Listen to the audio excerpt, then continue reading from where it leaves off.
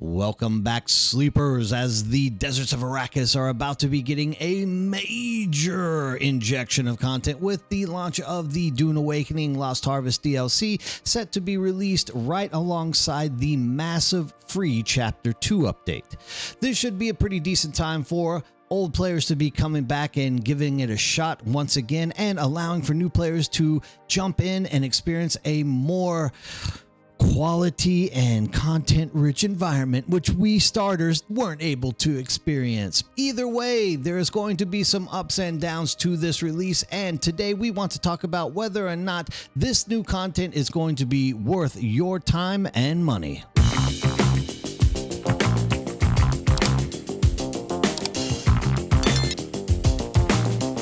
To begin with, the Lost Harvest DLC and the free Chapter 2 update are set to release on September 10th with a price tag of $24.99 if you buy it with the Season Pass. This is going to be including 2 future DLCs, offering a great value for players who know they'll want to continue their adventure on Arrakis.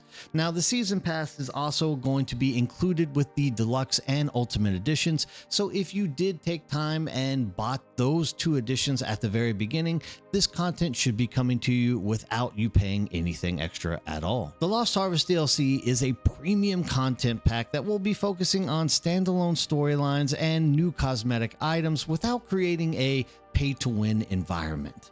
Now, of course, a few weeks earlier, there were some roadmaps that were released that were putting a storyline behind this paywall. Now, I've noticed that they have removed that from the actual roadmap at this point, but I'm kind of curious as to whether or not they are going to accidentally slip that in at the last moment and force people to have to pay in order to get into this one singular storyline, which is starting to sound like it more and more is going to be the case. So basically, that storyline is a miners guild spice harvester has crashed, and it's up to you to uncover the secrets of the mysterious cargo. This is a self-contained narrative that doesn't require you to have completed the main storyline, so basically, if you are new or old to the game, you will have access to both the new and the old content, and you can do them separately without having to choose. The DLC will introduce a range of new cosmetic items as well to personalize your character and your base.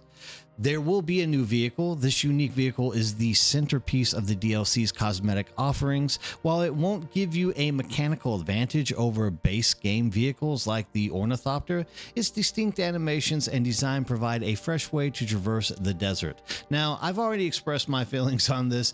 It looks cool, but once again, in this game, there is a hard stuck meta for the Ornithopter, and once you've unlocked it, you rarely want to go back and use ground-based vehicles unless you are mining, or that's about it. There's also going to be a new building set that allows you to construct bases in the style of the hardworking Dune man, which I don't quite understand if that's going to be the Fremen or something like that.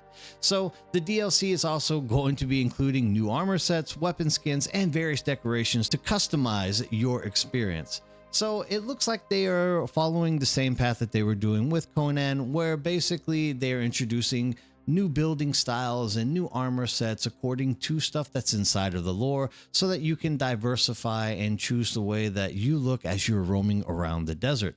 This is pretty cool. This has more or less been the one thing that has brought me into Conan and made me buy all of their DLCs there, because I do like having the diversity of armor, as long as they aren't putting, of course, statistics and other things that are attached to these armor pieces, like, for example, making them cooler or hotter or more damage or things along these lines. I'll more or less be happy. They might as well just keep them all more or less flat and just use them as cosmetic things that can be attached to the armor that you're finding out there in the deep desert, and I do believe that is going to be the case overall.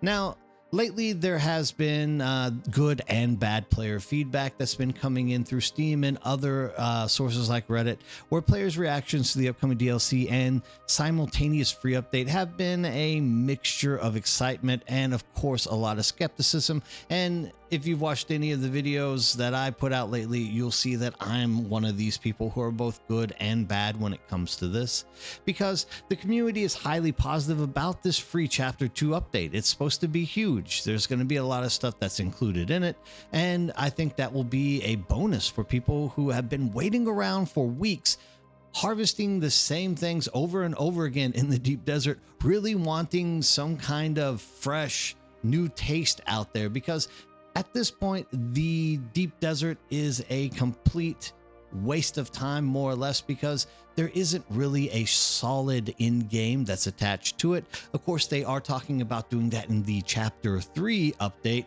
However, that's a long time from now, so I'm hoping that they at least are going to be reworking how they are distributing the different items out there in the deep desert for the future. However, with this new chapter 2 update, it is going to continue that main story. It's going to introduce new locations and dynamic encounters, and also it will add highly requested quality of life features like vehicle renaming and character recustomization.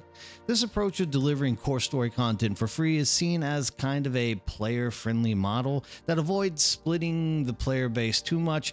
However, I think to this point in time, Funcom has done a good enough job of splitting player base by completely starting the deep desert as a trash heap of PvP destruction, and then slowly stripping it away and completely getting rid of the vast majority of people wanting the PvP anymore.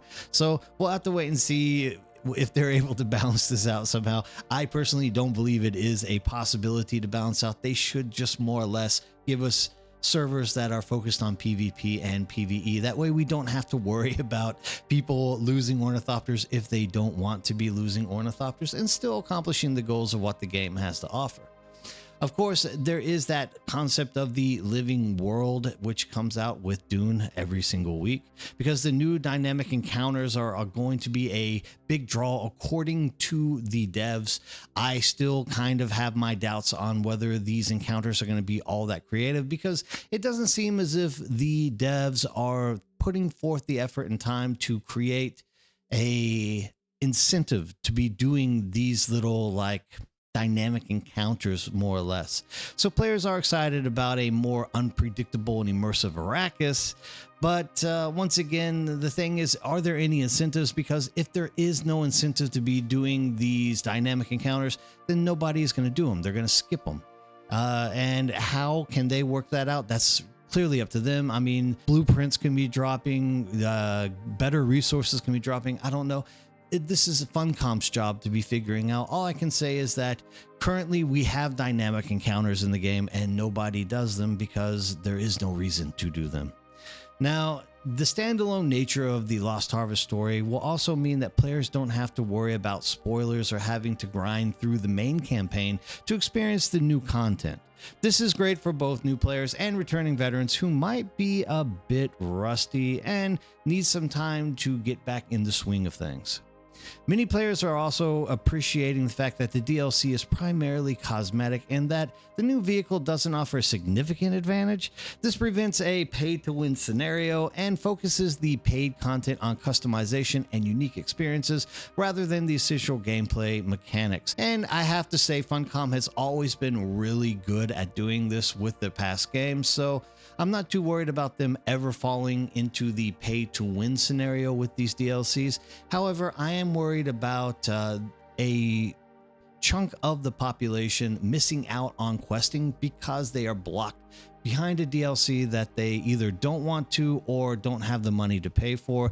Thus, we might be seeing some kind of disadvantage in those ways as well. Now, the most common criticism is definitely aimed at the new Treadwheel vehicle. Some players are concerned that it may be a less efficient alternative to the Ornithopter and questions its utility, especially since there's no major reason to use a ground vehicle once you have that Ornithopter. However, developers' comments have hinted at future no-fly zones in certain areas like the deep desert, which could make ground vehicles more relevant. Now, I mean, when they hint at these type of things, though, you have to really think, what are they trying to do here? Because once again, I do believe Funcom had somewhat of no idea for a end game whenever they created the deep desert the first time around, especially considering that a huge chunk of the majority of people playing the game were PvE formatted players who didn't want a PvP to get in-game resources, and all that they ended up doing was shuffling stuff around so much that it more or less lost us 80% of our player base, which we are now hoping are going to be coming back. However, no fly zones in the deep desert. I mean, this is going to lead to absolute chaos, as if you don't know what's going on, you could literally be dropping out of the sky and falling into your death. So let's hope that they think it through and they don't just implement stuff without really giving it a test shot with a very broad audience, because, you know, once again, there is no reason to be playing this game with anything but an ornithopter. So this new ground-based vehicle really is just something that they think looks cool. However, there's just not much reason to be using it at the end of the day. Now, a small but vocal group of players also feel that the paid DLC so soon after launch is a sign that content was cut from the base game. This sentiment is often seen in early access titles and is a point of contention for some players to feel they already paid for the premium price without getting the whole package. In this way, I kind of don't agree. Like, I pretty much think that Funcom did a very good job with the questing that they did for the opening of the Haga Basin. They more or less delivered on the amount of game time that they told us that we were going to have. Unless you were in one of these mega guilds that were really driving as hard as you could to get to the end game as quickly as possible to PvP, more or less you had 25 to 60 hours of gameplay alone in the Haga Basin and flying around in the overland map, completing these quest lines. So in my opinion, Funcom has knocked it out of the park in this way, and I think that this probably was somewhat complete before they released the game. However, in my opinion, you as a studio should have stuff piled up ready to go with future downloads before you ever release it. So I'm not going to say that people are correct on this accusation, because overall I think Funcom is doing a great job with the questing and the engagement in the game. I can't remember a game that I've been more engaged with in a long time. So in this case, I would say Funcom is not really withholding stuff. I believe that they probably had that content, but there's no reason to release everything, you know, all of your eggs in one basket type situation. Now, while the Chapter 2 update introduces new content, some players are still looking for more robust in-game systems and are worried that the focus is not on addressing the core in-game loop, which has been a point of feedback since the game's initial release. Now, I have more than one thing to say about this, because they have claimed that they are going to be doing an in-game overhaul there in like 3 or 4 months later. However, I really think if they were doing their job properly, they would have been doing that right now and releasing more story at that point. So what I'm saying is they should have personally swapped those things around, because at this point, the vast majority of people are not wanting to stay in this game anymore because there is zero end-game loop for us to be running around in. Now, some people say, yeah, you can do Landsrad, you can do this or that, but in my opinion, the Landsrad isn't incentivized in a way that encourages people to want to play and do it more. So definitely, if we could have seen a revamped in-game first, I would have been much more happier than getting more storyline, because storylines are good enough as they are at this point. That's probably the only bonus thing that they've done properly at this point. Now, I think they should have been fixing the end game. That way, more people will come back and try to start doing more in-game stuff. I think that would bring more population back. Now, despite some of the feedback, the overall sentiment is that this is a fantastic time to get into or return to Dune Awakening for the first time. With both the free Chapter 2 update and the Lost Harvest DLC dropping simultaneously, the game is more content-rich than ever before. You'll have a new main story chapter, a standalone side story, and a variety of new activities to explore. Funcom has been kind of actively addressing player feedback with quality of life updates, bug fixes, and stability improvements for sure. The game is in a more polished state than it was at launch, and the developers are clearly listening to their community. The upcoming content is designed as well to be accessible. Plus, there is a scheduled free weekend for September 11th through 15th, offering a no-risk way to try the game with all the new content before you buy. Now, the roadmap for Dune Awakening is a clear signal that the developers are committed to building the game's future foundation. This is just the first step in a larger plan to expand the world and its systems, making it an exciting time for parts of the community to jump back in and try to experience the things. Now, whether or not this is going to be a positive effect, we will have to wait and see. I personally feel that this is a 50-50 trade-off. Once again, I would have much rather seen an in-game fix than cosmetics and a ground-based vehicle. But look, they're going to give us this content. They have said that they are trying to figure out a way to fix the in-game. Hopefully, they will discover that and it will bring the population back to Dune. However, at this point, I have been getting a lot of comments saying that the game is dead, but it is far from being dead. You don't need to listen to that at all. There's still 20,000 plus people playing this game, which of course I think would have been greater in number if they wouldn't have reshuffled and destroyed the in-game the way that they did.